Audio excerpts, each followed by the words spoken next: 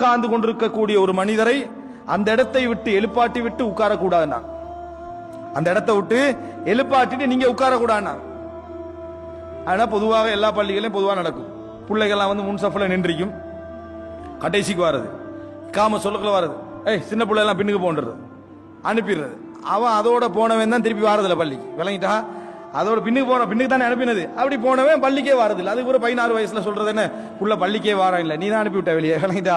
முன் சப்புக்கு வந்து நிக்கிற நேரத்தோட வரணும், வராம வந்தவர்களை பின்னுக்கு அனுப்புறது.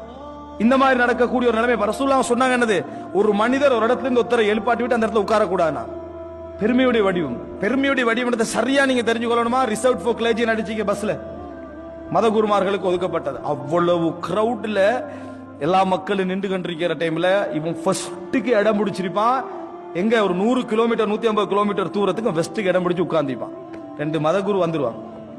மதகுரு வந்த உடனே அவன் பேசாம நிக்கிறவன் எலும்பணும், நான் உட்காரணும், எலும்பணும், நான் உட்காரணும். ஒரு முஸ்லிம் அந்த இடத்துல உட்கார்றது ஹராம். உரிமை கேட்டுக்கிறான், உரிமை கேட்டுட்டீங்க. என்ன, எங்களுக்கு இதே மாதிரி சம உரிமை வேண்டும், நாங்களும் மத குரு தான். நீ அப்படி செஞ்சா நீ மத குருவே இல்ல. நீ அந்த உரிமையை நீ கேட்டியன்னு வையே, நீ மத குருவே அல்ல.